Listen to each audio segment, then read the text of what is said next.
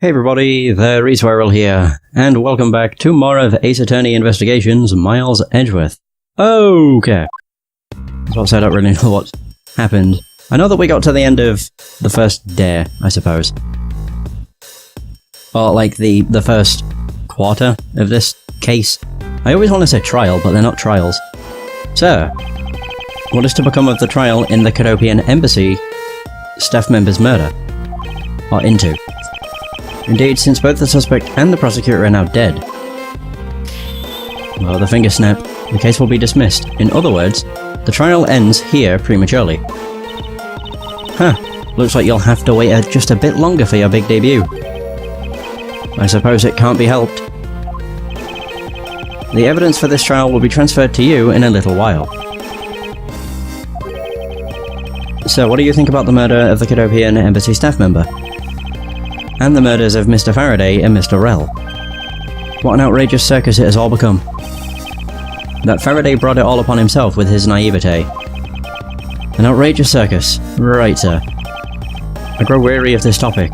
Edgeworth, I will have you assigned to a different case. Papa, you'll come and watch my courtroom debut next, won't you?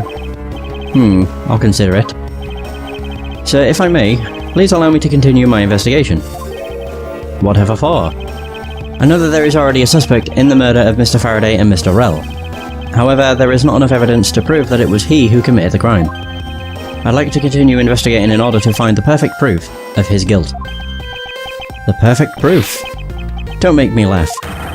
A worthless person like you has no right to claim such a thing as perfection. Oh dear. Papa? Who do you think is the real culprit behind these murders?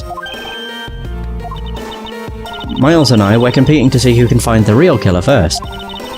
Plus, being able to investigate a real crime scene is a really rare opportunity. It would give us some real-life experience, wouldn't you agree? If you want to investigate this case that much, then do as you wish. Then, you're allowing us to continue? In court, your top priority is to win, and a solid investigation is one of the keys to winning. We have to make sure you become recognized as a first-rate prosecutor, don't we? It wouldn't be very interesting otherwise. I'm returning home now. Edgeworth, Francisca, see to it I'm not disturbed, save for the results of your competition. Yes, sir. Of course, Papa. Alright. Francisca, thank you. What are you thanking me for? Your logic earlier was built on that scruffy detective's lie. That means that the competition is still on. Yes, just as you wished. I couldn't let you get off so easily. Now then, let's see how well you fare on the investigation from here, Miles Edgeworth. Okay. I know I don't have enough information yet. So my first order of business will be to question anyone involved with this case. Oh, okay, so Francisca's my partner. Oh, cool. Oh, I thought she was just another cop. I didn't realise it was Callisto. What's gumshoe say? It wasn't me, I tell you, I didn't do anything wrong. Yes, I understand, so let's just calm down, okay, buddy? I doubt I'll get anything useful from the detective while he is this agitated. Probably true. Miss you? No, it's you, Edgeworth. And who are you? Wait, you were at the crime scene just now, weren't you? You should be disbarred for not knowing who I am. I'm Francisco Oncama, and I'm about to become the successor to the family name. About to? I guess that means that for now you're still just another kid. In which case, it's only natural that I didn't know who you are. What? Oh, of course. I was going to say, is she going to whip Callisto? Really? Why are you whipping me? Oh, of course. Anyway, it looks like they're planning to hold the evidence a bit longer. If there's one thing I can't stand, it's waiting. I'm terribly sorry, but I have but a few more questions to ask of you. She really loves to laugh at Edgeworth. Look at you, eyebrows scrunched with lines on your forehead. And that... to ask of you. Oh my god. What exactly is so funny? Sorry, I'm just bad at dealing with the super serious atmosphere. Apparently they failed to teach you proper behaviour at a crime scene in law school. Whew, I feel much better now. So what is it you want to talk about? I'd like to inquire as to where you were at the time of the murder. We were in defendant lobby number 1 the whole time, up until we heard the gunshot. And by we, I mean Mr. Bad. If you don't believe me, feel free to ask him yourself. You were with Detective Bad? Why? We had a little something to discuss. That's all. Detective Bad. So I take it that you are acquaintances with Detective Bad? Yes, he was the detective in charge of the KG8 incident. Detective Bad is also related to that incident? That's right. He was the one who was supposed to protect my sister, Cece. But you know how that turned out, don't you, Edgeworth? Miles Edgeworth, I have no idea what you two are talking about. I've heard of the KG8 incident from my papa. But how does that case relate to you, Miss Yu? The victim of that case, CCU, was my little sister. Oof. You're making that super serious face again. I'm fine. Really. Hey Thomas, how's it going? I just make it a point to rub some more salt in his wounded pride every time I see him. The way she talks about doing that as she laughs away is kind of creepy. Oh, speaking of Mr. Bad, he and Mr. Faraday. I'd say they met up just about every single time the Yatagarasu made a move. It was practically a given that the two would meet up at every one of the crime scenes. I see, he did mention that he's in charge of the Yatagarasu investigation earlier. Oh, don't worry about it, dude.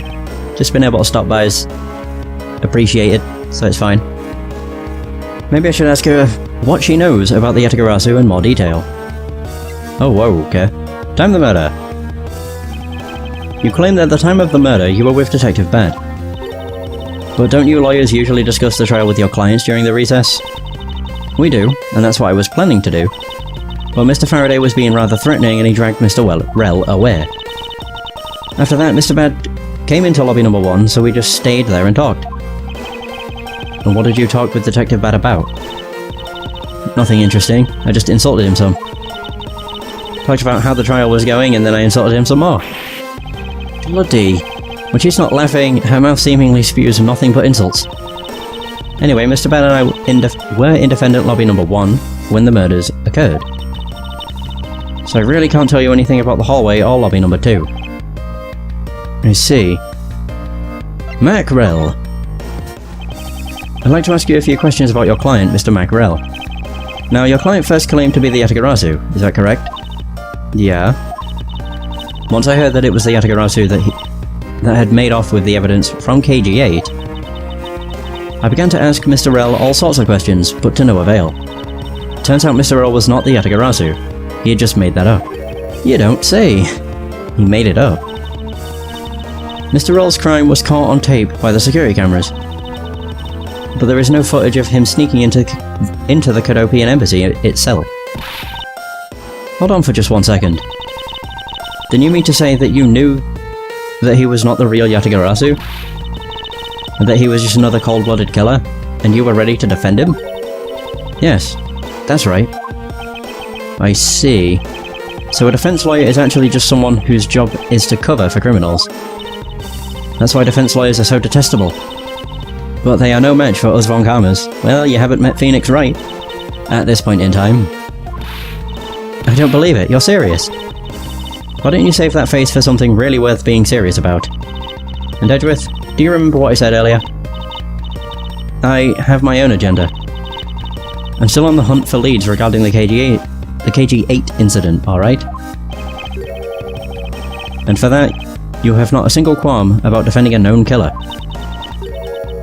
Don't put words in my mouth, I said no such thing. The only way I had to get close to Mr. Rel was to be his lawyer. I had no intention of covering for him ever. So don't you dare suggest I was going to. I'm sorry, forgive my rashness. Jesus. Okay, she got serious all of a sudden. So the Yatagarasu. Miss Yu, I was wondering if you could tell me about the Yatagarasu. The Yatagarasu, huh?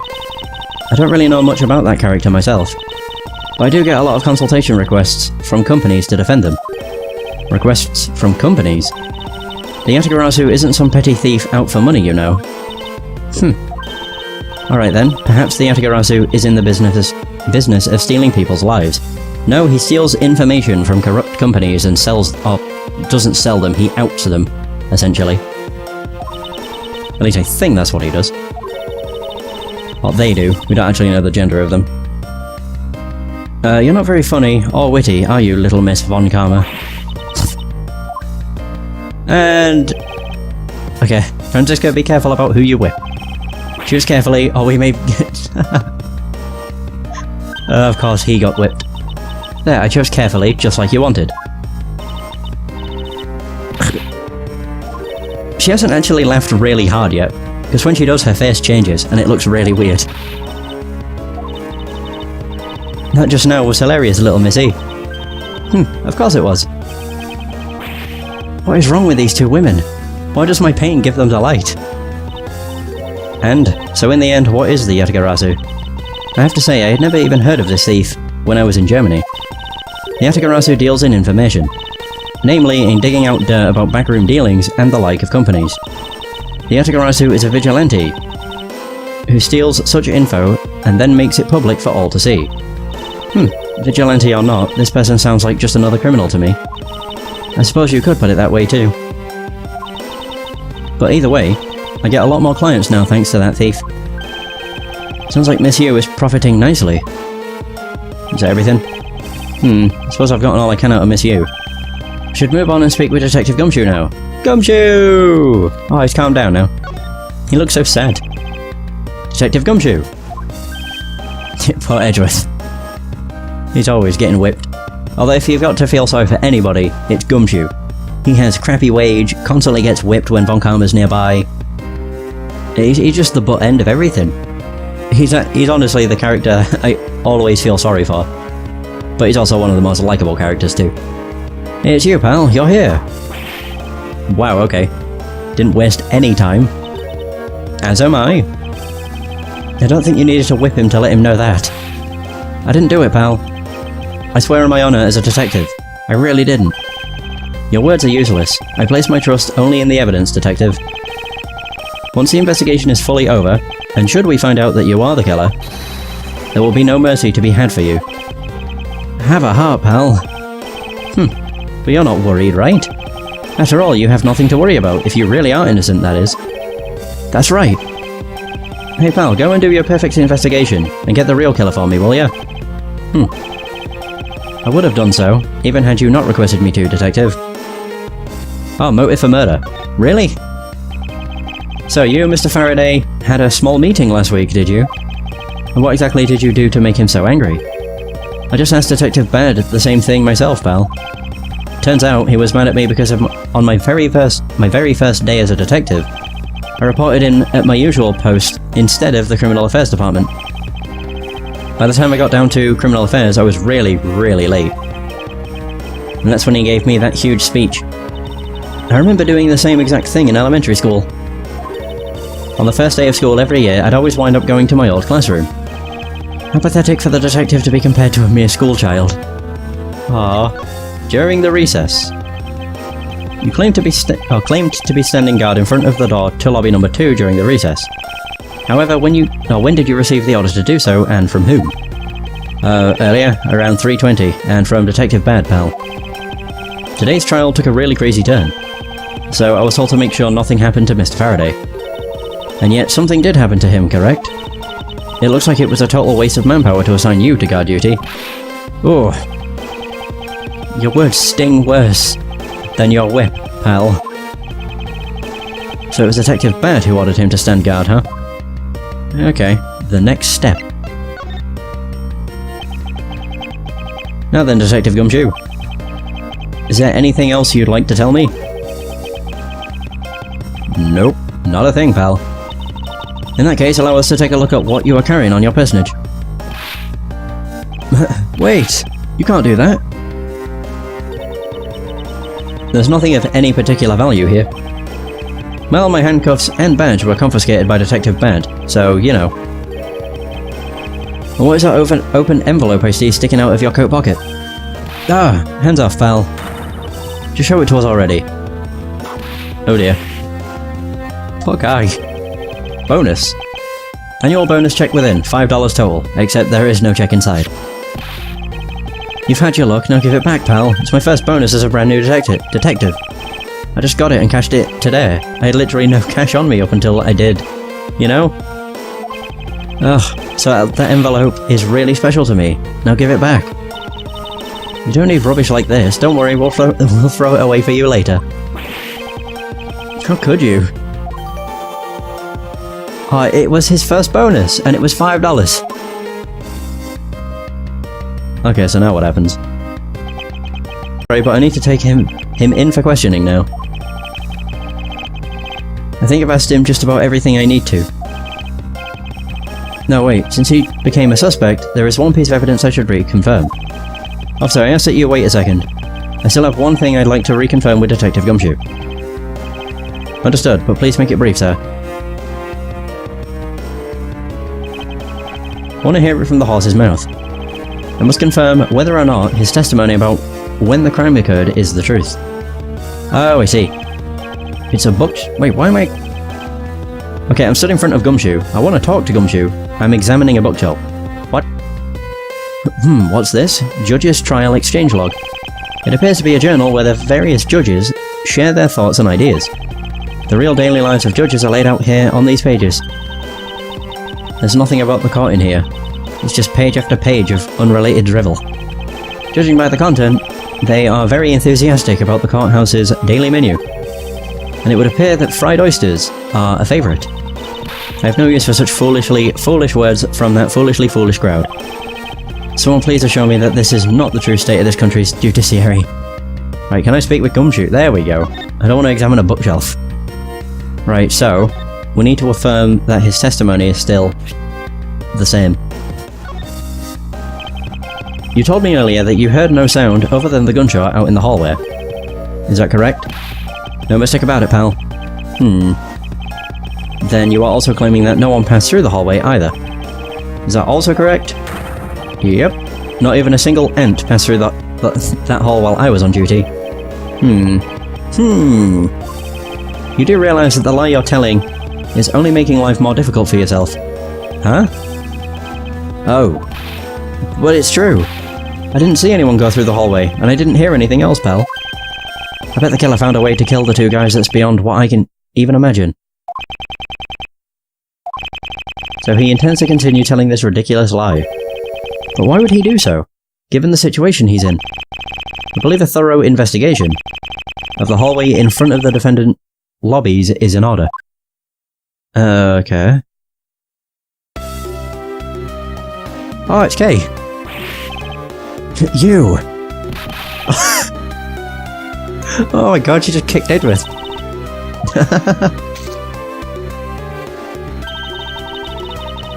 Wow. How could you not have noticed... How could you have not noticed that coming? Wasn't that the child I changed money for earlier?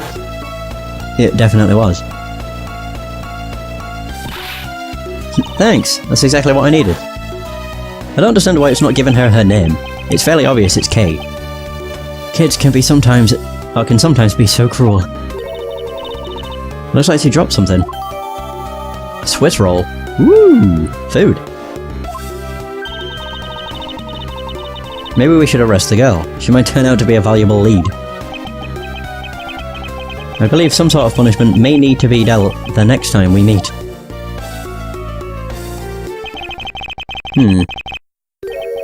So I believe I've asked all that I need of this man. Now for Detective Bad and the judge. We have to confirm who is correct, the judge or that scruff face, right? I suppose we should inspect the hallway in front of lobby number 2 next. I suppose so. Shall we head on over, Franziska? It's weird, having young Franziska as our partner. Well, here we are. Oh, look at them. Wow, the judge is tiny. He looks so small. So, did you see anything else? No, I don't think so. I see, well, thanks for your cooperation. Oh, it's nothing. Just doing my duty as a defender of the law. That'll be all for now. I'll ask again if I have any other questions. Anytime, Detective. Now, if you'll excuse me, I have a few loose ends I have to tie up. Oh, you're that new prosecutor Mr. Von Karma recommended, right? My name is Miles Edgeworth, Your Honor.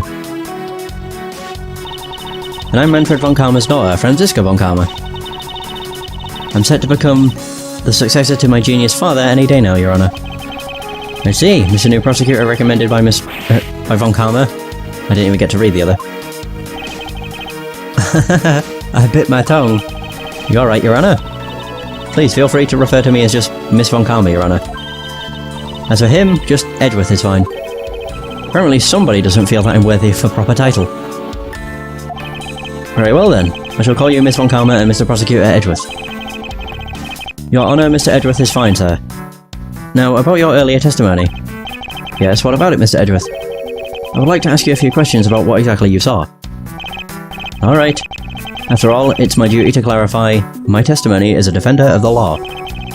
I greatly appreciate your cooperation, Your Honor. Now, the first thing I will need to do is figure out that detective's exact movements. Okay. Let's have a word with Judge. Judgy! Your Honor, I'd like to ask you a few questions, if you don't mind. Where were you at the time of the murder? Do you suspect me of something? No, nothing of the sort, Your Honor. Very well, you may continue with your testimony. Your Honor, it's your testimony I'm after. Oh. I had no idea you were chasing after me or my testimony. I'm beginning to sense that I might want to avoid being in a trial run by this judge. Oh my god, he's such a klutz. Time of the murder. Let's see here, now then, how should I put this? When you get to be my age, you need to pay more frequent visits to the restroom. If you go take a look through the window at the end of the hall, you'll see a small window. That is the window to the men's restroom. In other words, you can see clearly into this hallway from the men's restroom. Okay. When I was going into the restroom, that detective, Gumshoe, is it? Well, he was standing in front of the vending machines, buying something from it. However, and this I couldn't believe, when I was about to exit the restroom, there was not a soul in the hallway anymore. Your Honor, if you could please calm down and explain it to me rationally. Oh, I'm really sorry. Please let me regain my composure. It was really suspicious. That's what my finely honed judge's intuition said. Although, well, until the murders occurred, I just sort of brushed it off. Apparently this judge doesn't understand the concept of staying calm. I guess that's everything for that. That's probably all I'm going to find out from His Honor. Mr. Edgeworth, may I return to my other duties now? Yes, I'm sorry to have held you up. Thank you for your cooperation, Your Honor. Anytime, Mr. Edgeworth, anytime. The judges in this country seem rather friendly. Yes, if not a little wishy-washy. However, I hear that they are known to hand down very fair verdicts. Okay, so, bad? What have you got to say? I forgot he has, like, his own theme. It's a very nice sounding theme, to be honest. Detective Bad, I have something I wish to inquire about. Hey, how about doing some actual work, you? Wish to inquire into Detective Gumshoe's movements during the recess. You're getting in the way of the investigation. I have an order from Mr. Von Karma himself. Plus, I still hold investigative authority. Gumshoe! So I hear you were the one who called for Detective Gumshoe to come down here. Faraday, that guy was just accused, you know? I just knew something was gonna happen. My detective's instinct told me. A lot of good it did you. You couldn't even protect one lone prosecutor with it. Jeez. Oh my god. Franziska, I think you need to apologize. I'm sorry. I'm terribly sorry, Detective Bad. Please continue. I used the phone on the first floor and called the precinct. I told them to send somebody over. And that detective's the one that showed up. And only upon his arrival did you set Detective Gumshoe to stand guard, Detective Bad. Yeah. I waited for him on the first floor. After he got here, we came up to these defendant lobbies together.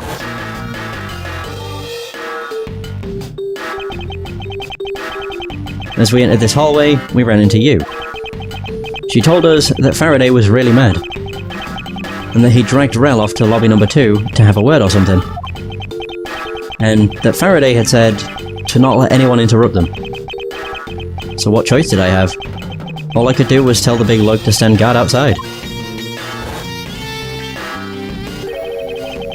And around what time did all of that take place? Let's see, I think it was about 30 minutes before I heard the gunshot. After giving the big lug his assignment, he never left the hallway, not once. Oh? And how can you make such a claim? One of the guards out in this floor's main lobby swore to me he didn't. If the detective never left the hallway, then where did he disappear off to? That's simple. He must have gone into lobby number 2 just as I suspected. You and I, we were in lobby number 1 next door. God, that 1 blends in with the eyes. Lobby number I. The only one without an alibi is Gumshoe. It would seem that I am still missing some key pieces of information. The gunshot. Detective Bad, you also heard the gunshot, did you not? Yeah. I heard it when I was in defendant lobby number 1. That's why I came running towards lobby number 2, together with you. How much time elapsed between you hearing the gunshot and your arrival on the scene? Less than a minute.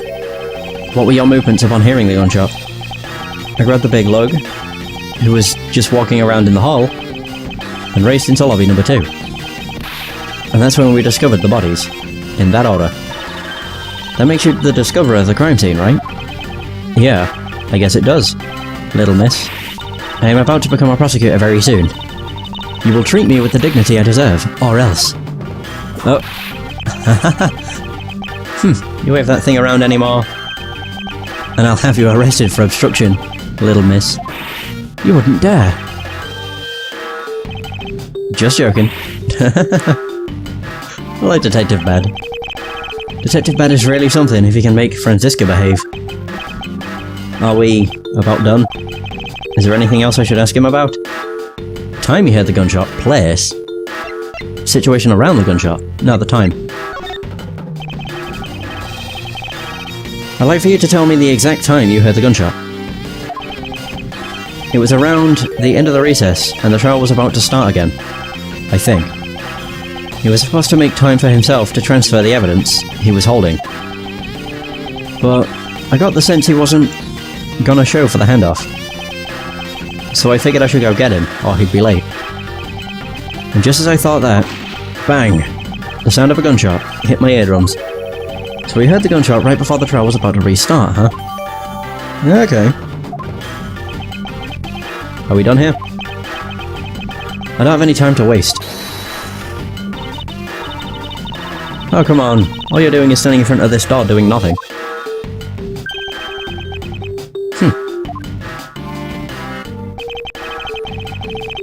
I get the sense that he is somewhat investigating this crime scene. Or rather that he is keeping us under surveillance. But to what end? Detective Bad, may I ask that you cooperate with us for just a bit longer? Don't have anything else to say to the two of you. You guys were the ones who said you wanted to investigate in the first place. Fine then, be obstinate. Not obstinate. We'll just do as we please. Come on, Miles. You may no longer be willing to help us. However, may I ask for the forensic scientist's cooperation? Do as you like. Alright, I guess we're done with that. So, okay, we got told that Gumshoe was buying something from a vending machine, but which one? This one? Oh. It would appear that this vending machine sells snacks and various other foods. I wonder if I can deduce. Just lovely. What will they think of next? Don't be a jerk in court like these beef jerks. 1 packet for $9. Defendant's fresh milk. 1/2 pint for $7. Stay neutral as the Swiss do until the end with these for $6.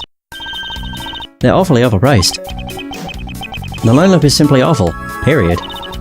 Speaking of snacks, I wonder if that Swiss roll the little girl dropped is from this machine. I was wondering about that myself. Oh, I was gonna say, can I deduce it? Wait, so I can examine literally everything. Really?